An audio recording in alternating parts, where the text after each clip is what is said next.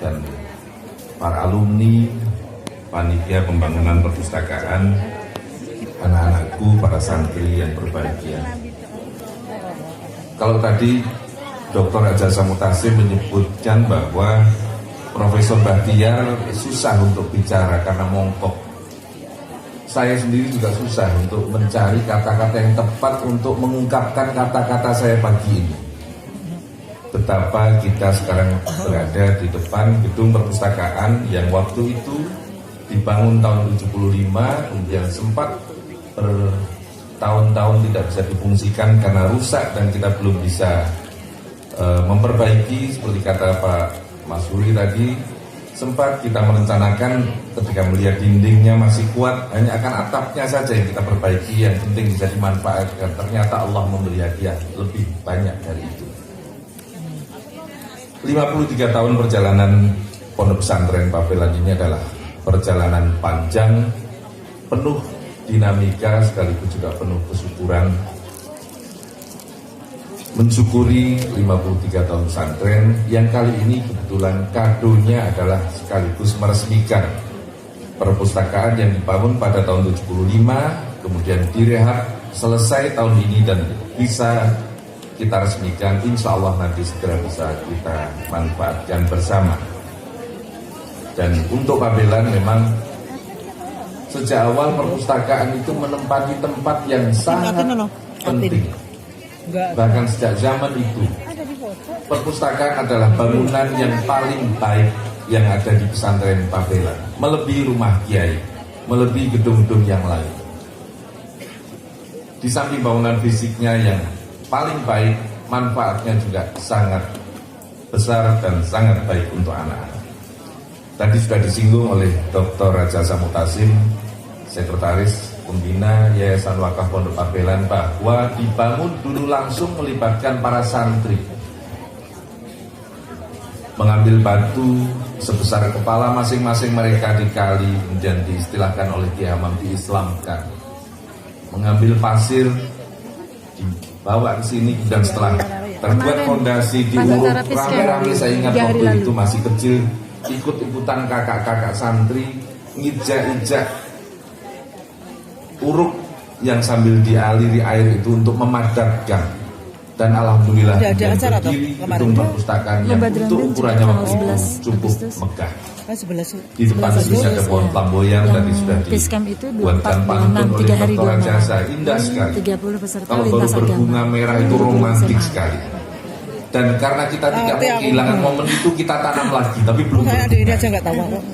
Mudah-mudahan nanti segera bisa subur tanamannya, berbunga, dan keindahannya bisa menemani fungsi perpustakaan maksimal untuk menambah ilmu bagi anak santri di Pondok Pesantren Pabelan ini. Tentu ketika dulu dibangun oleh para santri, dilibatkan untuk proses pembangunannya, rehabnya ini melibatkan santri juga yang mungkin posisinya sudah berubah menjadi alumni, diketuai oleh Pak Mas Huri tadi, kemudian sekian banyak alumni yang juga menjadi donatur, dan lembaga-lembaga ini dari DRI, BNI, Diknas, Kementerian Agama. Alhamdulillah ini sudah bisa terwujud. Jadi jazakumullah ahsanal jaza. Mudah-mudahan amal Bapak Ibu semuanya dibalas berlipat ganda oleh kebaikan oleh Allah Subhanahu wa taala, berupa kebaikan yang jauh lebih baik lagi. Mengapa perpustakaan penting bagi Pondok Pesantren Pabelan? Karena anak-anak tadi melihat, mendengar nama-nama besar yang disebut oleh MC, oleh Pak Rajasa dan lain sebagainya, dulu berawal dari mimpi-mimpi besar yang disuntikkan oleh Kiai Hamam lewat nasihat-nasihat beliau, lewat cerita-cerita maupun buku-buku bacaan yang wajib dibaca, dan itu disediakan oleh perpustakaan. Kemudian untuk Pabelan sendiri, Kiai Hamam mencoba memaknai perjalanan matahari. Matahari terbit dari timur, kemudian nanti berjalan dan tenggelam di barat. Ayat yang pertama turun kebetulan Iqra, bacalah, belajarlah. Dan simbol ilmu pengetahuan adalah perpustakaan. Karena siapapun dia, sepintar apapun dia, kalau masuk perpustakaan pasti merasa bodoh lagi. Karena banyak sekali judul buku yang belum pernah dia baca sebelumnya. Di perpustakaan di ujung timur kompleks pesantren, kemudian nanti berjalan ke barat ini lapangan yang luas, kemudian masjid, kemudian kuburan. Kenapa? Perpustakaan simbol ilmu pengetahuan dari memaknai iqra, bacalah tadi. Kemudian setelah berilmu, halaman yang luas ini simbol pengamalan ilmu. Orang kalau sudah berilmu, sudah diamalkan, terus ke barat seperti perjalanan matahari, masjid. Orang harus ibadah juga pada Allah. Ketika semuanya sudah dilaksanakan, terus ke barat, kuburan. Karena orang akhirnya harus menghadap pada Sang Pencipta. Kira-kira seperti itu. Kemudian 53 tahun ini perjalanan panjang. Dari mimpi-mimpi yang disuntikkan oleh almarhum Kiai Hammam. Dulu awal sekali, entah tahun berapa ini, Profesor Bahtiar Effendi ini adalah santri Pabelan pertama yang mengikuti program AFS, pertukaran pelajar ke Amerika selama 1 tahun. Alhamdulillah, kemudian namanya sering kita sebut dalam nasihat-nasihat pada para santri. Pasca 93, alhamdulillah ada 9 santri Pabelan yang sudah mengikuti program AFS, pertukaran pelajar ke Amerika itu. Kemudian ada lagi program Genesis ke Jepang, walaupun hanya 3 minggu. Sudah 5 orang santri yang berangkat, dan insya Allah nanti bulan November ada lagi 1 santri putri kelas 6, Rena Galbi, ini akan menyusul untuk berangkat ke Jepang. Kemudian ada lagi 1 program International Award for Young People yang diikuti oleh santri usia 14 sampai 25 tahun, dan dari program ini alhamdulillah juga sudah 5 orang santri yang keluar negeri. Pertama menjadi peninjau di sidang EPEC. Waktu itu Indonesia mengirim 2 orang diseleksi, yang berangkat kebetulan 1 dari Pabelan dan 1 dari BPK Penabur Jakarta. Kemudian ada pertemuan internasional pemuda di Kenya. Alhamdulillah 2 orang lagi dari Pabelan berangkat. Jadi Indonesia mengirim 2 seleksi dan 2-duanya dari Pabelan. Putra Kiai Soleh Hasan dan putra Kiai Haji Fadil Mansur dari Ciamis waktu itu. Kemudian ada pertemuan pemuda di Korea, di Batul Wafiq, alumni kita yang juga peserta YIP yang berangkat ke sana. Kemudian kemarin Profesor Jamhari menawarkan pada kita ada program yang dibuat oleh Tony Blair Foundation.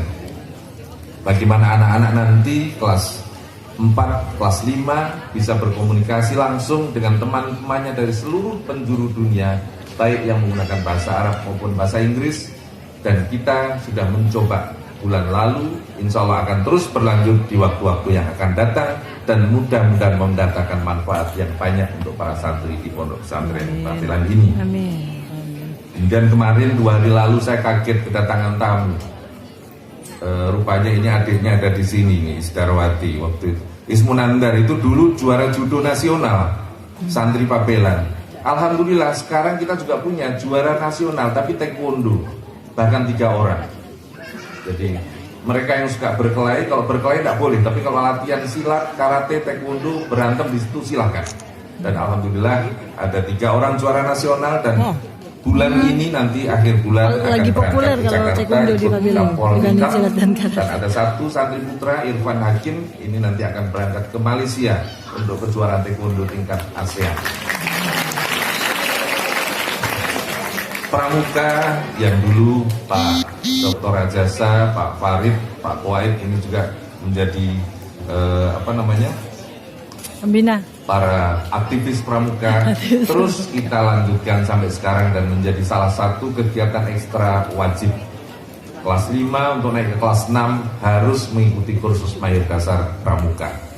Kemudian santri kita alhamdulillah beberapa tahun yang lalu, karena memang waktunya itu hanya 3 tahun sekali, Jambore Nasional Pabelan juga mengirimkan 1 utusan.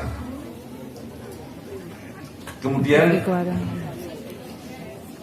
untuk anak-anak tentu kalian harus bersyukur. Kakak-kakakmu yang sekarang berdiri di depan, mereka yang sekarang kiprah di tingkat nasional bahkan internasional ini, ketika belajar di Pabelan, sarana belajarnya masih sangat minim dan sangat sederhana.